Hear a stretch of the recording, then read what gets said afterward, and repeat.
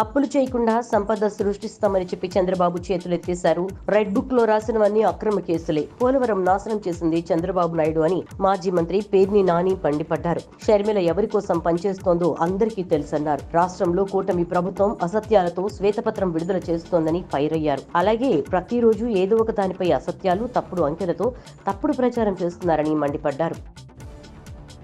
BJP నేతృత్వంలోని NDA సర్కార్ పూర్తి కాలం అధికారంలో కొనసాగకపోవచ్చని పశ్చిమ బెంగాల్ సీఎం మమతా బెనర్జీ అన్నారు. నిన్న ముంబైకి వచ్చిన ఆమె శరద్ పవార్, ఉద్ధవ్ ఠాక్రేతో భేటీ అయ్యారు.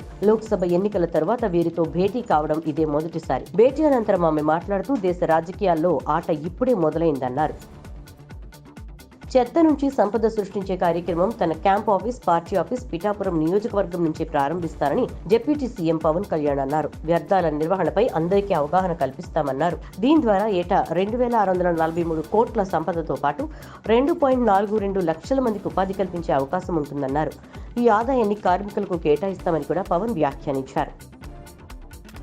తల్లికి వందనం పథకం మార్గదర్శకాలను ప్రభుత్వం ఇంకా ఖరారు చేయలేదని స్పష్టం చేశారు రాష్ట్ర పాఠశాల విద్యాశాఖ కార్యదర్శి కోన శశిధర్. కేంద్రం ఆధార్ నిబంధనలకు సంబంధించిన ఉత్తర్వులనే విడుదల చేశామని చెప్పారు. ఈ పథకానికి సంబంధించి ఎలాంటి మార్గదర్శకాలను ఇవ్వలేదని, సోషల్ మీడియాలో జరిగే ప్రచారాన్ని నమ్మొద్దని స్పష్టం చేశారు.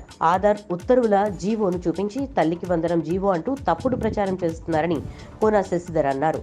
తల్లికి వందనం పథకంపై మార్గదర్శకాలను ప్రభుత్వం ఆమోదించిన తర్వాత అందరికీ తెలియజేస్తామని పేర్కొన్నారు. అసెంబ్లీ ఎన్నికల్లో బీఆర్ఎస్ నుంచి గెలిచి కాంగ్రెస్ పార్టీలో చేరుతున్న ఎమ్మెల్యేల అంశంపై మాజీ మంత్రి బీఆర్ఎస్ నేత శ్రీనివాస్ గౌడ్ స్పందించారు. పార్టీ మారే వారంతా తొందరపడుతున్నారన్నారు. ఇష్టం లేకుంటే ఎమ్మెల్యేలు వెళ్లిపోవచ్చన్నారు. మోదీ కావాలా వద్దా అనే ప్రాతిపదిక మీద లోక్సభ ఎన్నికలు జరిగాయన్నారు. రాజకీయ పరిజ్ఞానం ఉన్నవారు ఈ విషయాలు గుర్తిస్తారని పేర్కొన్నారు. అనంత్ అంబానీ, రాధికా మర్చెంట్ల వివాహ వేడుకకు ప్రపంచ ప్రముఖులు హాజరయ్యారు.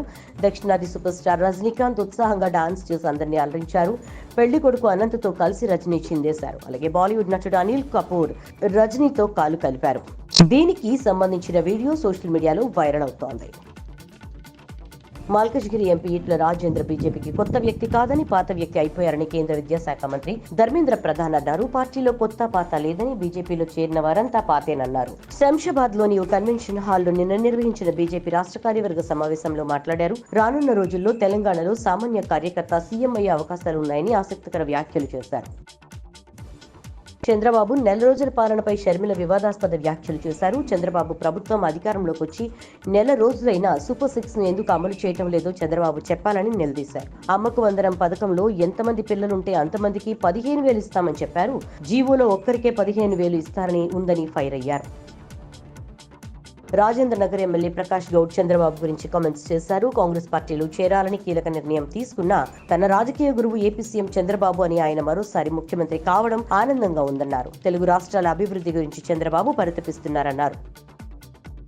కేరళ క్యాడర్ కు చెందిన తెలుగు యువ ఐఏఎస్ అధికారి మైలవరపు కృష్ణతేజ డెప్యుటేషన్ పై ఏపీకి రానున్నారు. కృష్ణతేజ ప్రస్తుతం కేరళలోని త్రిశూర్ జిల్లా కలెక్టర్ గా పనిచేస్తున్నారు. ఆయన కేరళ నుంచి ఏపీకి 3 ఏళ్ల పాటు డెప్యుటేషన్ కు కేంద్రం తాజాగా అనుమతిని మంజూరు చేసింది.